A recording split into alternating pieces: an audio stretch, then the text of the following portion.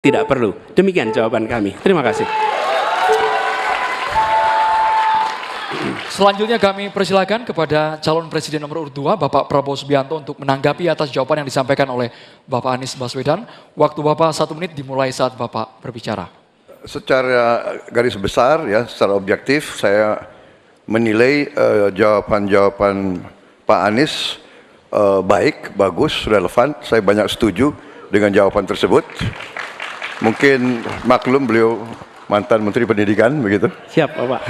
Tapi enggak, saya sangat sependapat. Saya mau nambahkan bahwa kita harus mengaudit, mengkaji sekarang sistem kita ini baik atau tidak.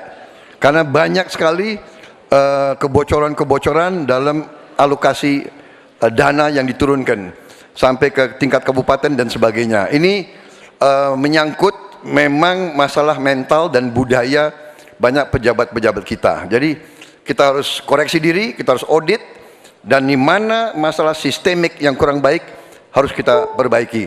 Kita harus berani memperbaiki sistem yang kurang baik. Terima kasih. Masih ada waktu Bapak? Selanjutnya kami berikan kesempatan kepada calon presiden nomor urut 3, Bapak Ganjar Pranowo, untuk menanggapi atas jawaban yang disampaikan oleh Bapak Anies Baswedan. Waktu Bapak 1 menit dimulai saat Bapak berbicara. Kalau pendidikan mau maju, maka fasilitas mesti diberikan. Negara harus hadir dan makin inklusi. Nah, ketika kita bicara pada pendidiknya atau gurunya, saya mau bercerita pengalaman saja. Ketika guru SMA, SMK, SLB diberikan pada provinsi, maka pada saat itu yang saya tanya pertama adalah, berapa gajimu? 300.000 Pak. Sungguh tidak adil pemerintah ini. Maka pada saat itu saya sampaikan, kasih gaji sesuai UMP yang ada di Jawa Tengah, UMK yang ada di Jawa Tengah, tambah 10%. Baru kemudian kita dorong proses sertifikasi dan peningkatan kapasitas. Kami punya aplikasi namanya Bolpen. Ini bimbingan teknis online dan pendampingan untuk memberikan bantuan kepada guru memanfaatkan teknologi untuk memberikan pengajaran yang bermutu. Maka ketika praktek baik ini bisa kita lakukan, maka guru akan bisa bekerja dengan baik dan dia mesti dibebaskan dari persoalan administrasi yang menjerat.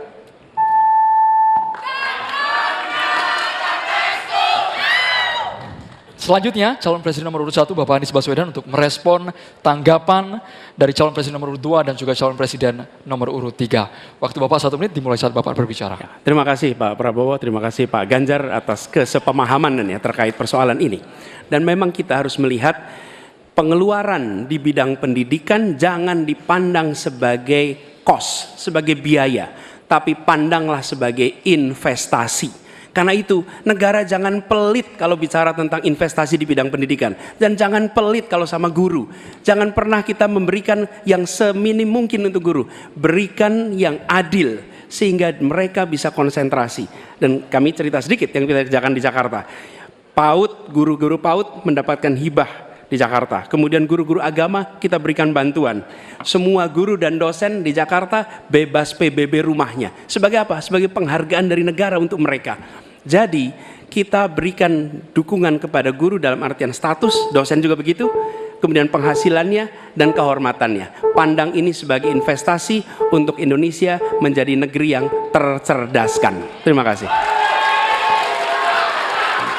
Baik hadirin dan juga pemirsa, kita beralih ke calon presiden nomor urut 2, Bapak Prabowo Subianto. Kami mohon kepada